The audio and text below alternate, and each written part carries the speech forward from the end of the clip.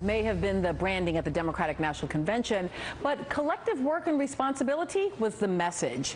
In direct contrast to the emphasis placed on I at the RNC last week, the shared we took center stage this week, and attention was paid to what we have built together.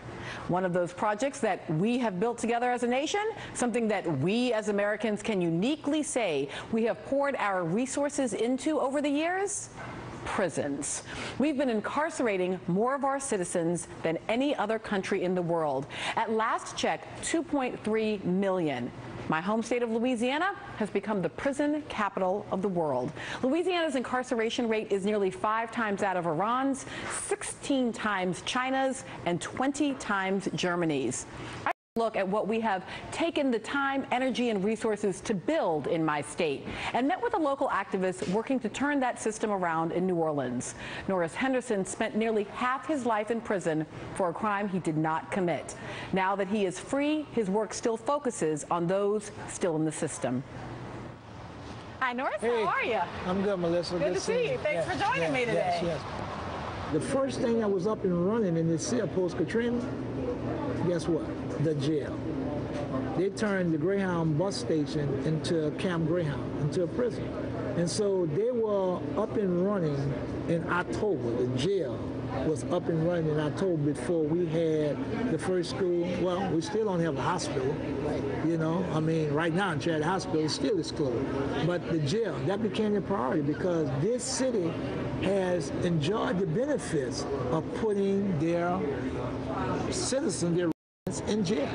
But you know, we lead the nation per capita incarceration in a place that also has the highest violent crime rate in the country. But what has allowed to happen here, prisons has become a growth industry, especially in Louisiana.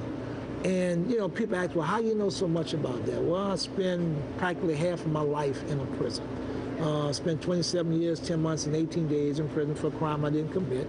And I watched this system grow from having one penitentiary and one institution for young adults and delinquents that have grown to 13 institutions and a jail in every parish that are housing state inmates. Here in New Orleans, this perverse incentive, you know, they per diem, they pay per the cost of the person being in the jail.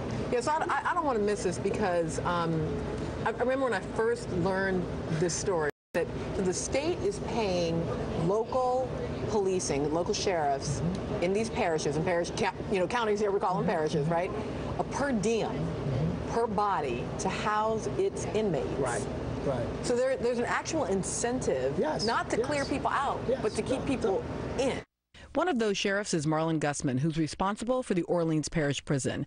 I asked him about the per diem system.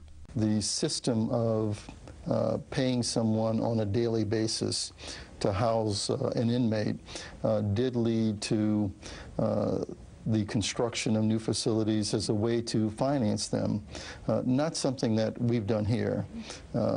And you know, perhaps you know, sometimes you pay for the deeds of others that come before you, and we've really gotten away from that. And you know, it's what I'd like to focus more on is proper funding. I talked with you a little bit before we got started on conversation and took a little bit of look at the new facilities, at least the plans for them that are up on the wall. And I got to say, there's a part of me that makes my heart sink because there's no principal in this town that can walk me through, or very few principals who can walk me through and show me the new facilities being built for their schools. And that image of building prisons, building jail cells, rather than building classrooms, I think is sort of the critical image. It's the question people have. Why are we investing tens of thousands, hundreds of thousands, millions of dollars into facilities to incarcerate people, but not to educate people? Well, I think, first of all, there certainly are some very nice schools here that have been rebuilt after Katrina. Whether you go to the Martin Luther King School for Science and Technology or the L.B. Landry School across the river, that have really been done nice. Now, you know, as far as incarceration, you know, it's an unfortunate fact in our way of life. This system has been perpetuating itself for better than 40 years, and so uneducated people make uneducated and unwise decisions. And so when kids get into trouble here, if you track their academic process, you understand why they're having these problems. The United States, with about 5% of the world's population, has nearly 25% of the world's prisoners. Why and what we can do about it when we come back.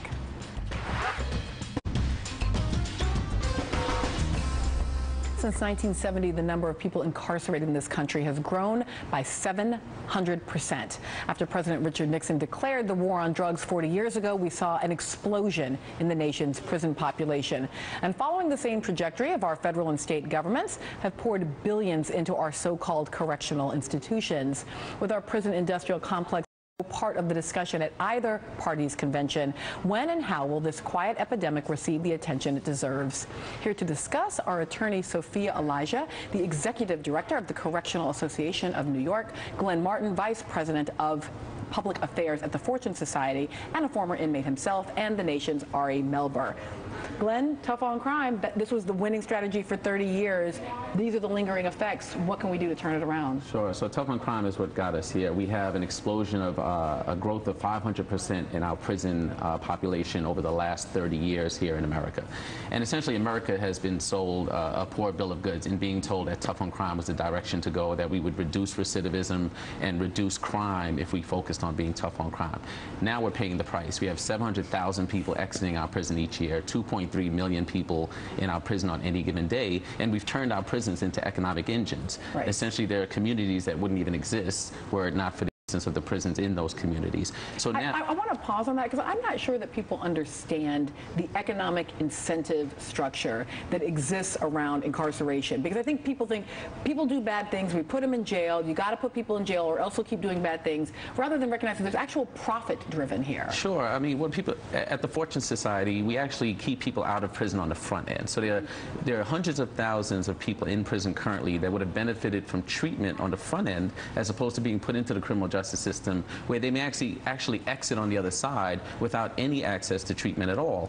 So if you look at New York, California, and Texas, 3 states that were closely compared to each other in terms of the prison rate just 15, 20 years ago, New York State invested heavily in alternatives to incarceration, and now we're reaping the benefit. Our prison population is down 20%, our recidivism rate is down slightly, and definitely crime is down in New York. Whereas you look at California, and the judges are essentially telling them, you have to get people 30,000 people out of your prison system, and California's response to put them in the jails. Yeah, right. And so that Supreme Court ruling around California's prison system has to do with how incentivized, right, these state prisons were to keep people locked up. Is that right? That's correct. And part of the problem in California's response, as Glenn was saying, yes, they've moved a lot of people out of their prisons into the local jails where they don't get the kinds of programs they need to eventually lead to successful reentry. And even more frightening is that they've moved thousands of people to other state facilities across the country, which means that their families can't have access to them. And all of the research shows that strong family ties maintained while someone is incarcerated leads to successful reentry. So the response that California had is only going to make their problem worse down the line. Right. And, I'm thinking, Ari, in the last thing we were talking about, why isn't anyone talking about the poor? And we say, well, the poor don't vote, and that's sort of that's an empirical statement. But ex-felons being unable to vote is often a policy statement. Is that why no one is asking about prison conditions, prison reform, changing this incentive structure? It's a huge problem, the notion that someone who's paid their debt to society, which is, even from a tough on crime perspective, the baseline of serving, then doesn't have the ability to re-engage in civil society. I mean, I think that's why the denial of voting rights is such an important issue. Although it's been determined constitutional, that doesn't mean it's good policy. And then the other piece that I'd love to get your thoughts on is, people forget, and the presidential campaign does not reflect the fact that we've gone from a system where we have trial by juries of our peers to a system of plea bargaining between powerful prosecutors and powerless defendants. How does that play into the way people get to prison? Yeah. 30, 40 years ago, when we moved towards mandatory minimums, right, the idea that you get arrested for a crime and there's no discretion for the judge, really did was move the discretion to the prosecutors. And so now you have a system where 95% of the people who go through the system end up plea bargaining before they get anywhere near a jury trial. In fact, I think it was Michelle Alexander who pointed out that if everyone in the system suddenly said, I want to go to trial, the system would come to a grinding halt. And so what it means is that we have filled our prisons, 2.3 million people in prison, folks who don't have a chance to even get access to treatment. Although I'd also make an argument that unfortunately the criminal justice system should not be the only way people have access to treatment. Yeah, and let's be clear, when we're talking about this explosion in the prison population, it is vastly predominantly non-violent crimes. These are mostly drug crimes. That is absolutely true. Our so-called war on drugs has really resulted in a war on poor people, because people, what the research shows is that the vast majority of the people who use drugs are more affluent and predominantly white. But what we find who is incarcerated is people of color and poorer people. And treatment for drug addiction is the way that we ought to go, because addiction is a disease and should not be criminalized. As soon as we come back, I want to pick up on something you said earlier about families, and I want to think a little bit about sort of the impact of this incarceration on folks beyond the wide circle, beyond the individuals who are incarcerated, and also on states. If you're a taxpayer, you should care about this. Now in California, there are so many prisoners that when the court ordered the state to deal with overcrowding, they basically redefined the word capacity, our capacity to spend on this and not on the rest. That's next.